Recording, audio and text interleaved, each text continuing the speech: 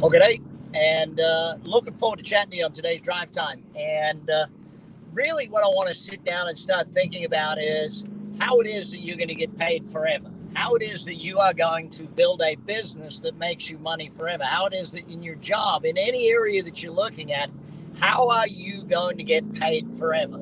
You know, when you sit down and you take a look at real wealth, and whether it be in business, whether it be in your life, it doesn't matter which area, what comes fundamental to it is leverage. Now, we're going to cover 6 different areas of leverage today, but fundamentally, if you understand the concept of leverage, then you can actually understand where real money comes from, where real wealth is built. Let's go back to some very fundamental core basics. Leverage. The first definition I ever learned of leverage was more with less, and that was extended to ever more with ever less as I learned more about it. Understanding that the goal is to do less work and make more money, put in less funds and make more returns, put in less energy and get better outcomes. So that more with less philosophy was sort of where the starting point for me of what leverage was all about.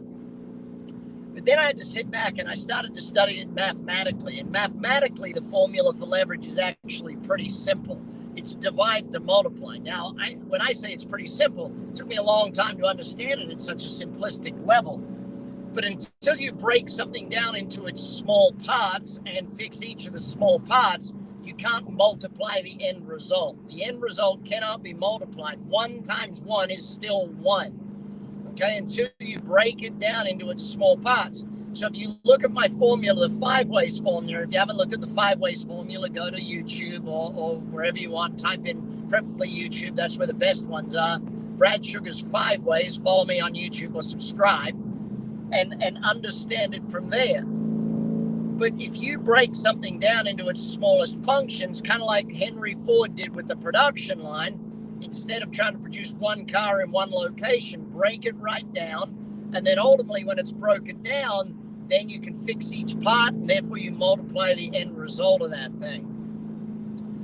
Well, from there, I had to learn it to the 3rd level, and that is where I came up with my definition of leverage and had to think about it on a day-to-day basis. And this is a definition I want you to write down. If you're watching this in the car, don't write it down, but if you're sitting at your desk, write this down. Share this with people and teach them this simple philosophy. My definition of leverage is do the work once, get paid forever, or at least long term. Do the work 1 time and get paid long term or hopefully forever. Okay, if you understand that, then you get the fundamentals behind where real money is made. Real money isn't made by doing work 1 time, getting paid 1 time. If you have to keep showing up, it's very difficult to create wealth. And you see someone who is working a job, yeah, they might make a lot of money, but until they invest that money into something that pays them back forever, they're still got to go to work. And so that's why building a business that works so you don't have to, investing so that you don't have to, where your money makes money rather than you having to work to make money. That's the core principle of leverage. So let's take a look at it in a couple of different ways. First way I want you to think about leverage is this. If you are, how should I put this? Well, let's use a simple story. Let's use the story of Apple computers, okay? So Apple, when they first started out, they were a computer manufacturing company, okay? They manufactured, so they made it once, sold it once, made it once, sold it once. Yeah, they designed it once and did that, but they still had to make one to sell one. They didn't, there wasn't any magic to it. Opposite end of Silicon Valley, you had Bill Gates, who made a piece of software once, and he didn't have to keep making it. He just sold it. That replicated it. Was a disk, and he got paid a fortune for a little disk. Bill Gates went on to become the richest person in the world. Steve Jobs went on to get fired from his own company, and ended up having to go off. Now, when Steve Jobs went and ran a little company called Pixar, he bought a company called Pixar, made movies, sold it to Disney for billions. What did he learn? First, he learned management and leadership techniques. That's a whole other story. But he also learned leverage. Make a movie once, sell it forever. See, Disney still today sells those movies that Steve Jobs built way back when. Disney's still selling that. Disney's still leveraging it. You want to talk about a genius at leveraging?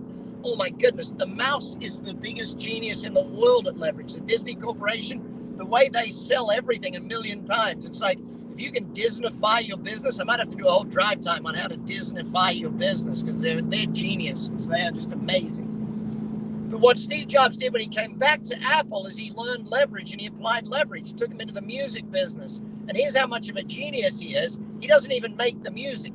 Like, not make the music once and sell it forever. Steve Jobs is, no, we'll make a platform. We don't even make music, yet we sell it forever. We don't even make the movies, yet we take a cut of it forever. We don't even make the TV shows, we take a cut of it forever. Then Apple went to, instead of just getting you to buy it from them, now they have their subscription service. They talk about getting you forever type thing. You subscribe to Apple Music or you subscribe to Apple TV. And you pay a monthly fee for the right to do that. Disney, again, the same. Disney Plus, ESPN Plus, Hulu, all Disney companies. Geniuses at this thing called leverage. You know, when you sit down and you start thinking about it, as the owner of a business, you've got to look at leverage from the point of view of your job. Are you doing work that you do the work once and get paid once? Like, are you doing the work of an employee in your company, or are you doing owner's work? Don't do employees' work and expect to make owner's money, okay? You can't do employee work and expect to make owner's money. What are owner's jobs? Owner's jobs are things that pay you back long-term or forever. Either they're going to pay you back long-term or forever. That's owner's work, not employees' work, okay? Second way you want to look at it, your product or service. Your product or service has to be one where you get a customer once and they keep coming back forever and a day. If you don't have a sign up forever, buy, pay every month program, you need to design a buy and sell and purchase forever every month program, or every week or every day program. If you don't have that program to sell, thanks for typing in where you're at. Those of you who reminded me that that's what we do here on Drive Time. Thanks for typing in where you're at. If you're new to us here on Drive Time, it's just me having a chat with you and hopefully espousing a little bit of wisdom that'll help you in business or life. You type in where you're at so I get to know it, and then at the end of the call, you type in your biggest lesson. If you've already got your biggest lesson, type it in already so it starts to become a reality. So ultimately, your product or service has to be one where the customer can continuously buy. If you're in a business where you get a customer once and you've got nothing to sell them ever again, you need to change up your business model, okay? Read my book, Pulling Profits Out of a Hat. Monty and I wrote that book. It's phenomenal, a session on strategy in there about leverage and scalability and marketability and opportunity. Read that section. Jump on Amazon, buy that book. Ultimately, your job is to create work or do work that pays you back forever. Why do you think I write books? Why do you think I invest in real estate? Why do you think I build businesses? I build a business once, it pays me for the rest of my life. I buy a house once, I can collect rent and capital gains for the rest of my life. I write a book once, I receive royalty the rest of my life. Into my kids' life, in fact, they'll all receive the royalty. So ever. What's your biggest lesson on leverage today? Type it in, write it down, share this video now. Share it with your friends. Tell them your biggest lesson. What is your biggest lesson? Share this video with your friends. Buy that book, Pulling Profits, or my original book, Instant Cash Flow, where I did that 5 ways formula. Take care. I'll talk to you again tomorrow. Bye for now.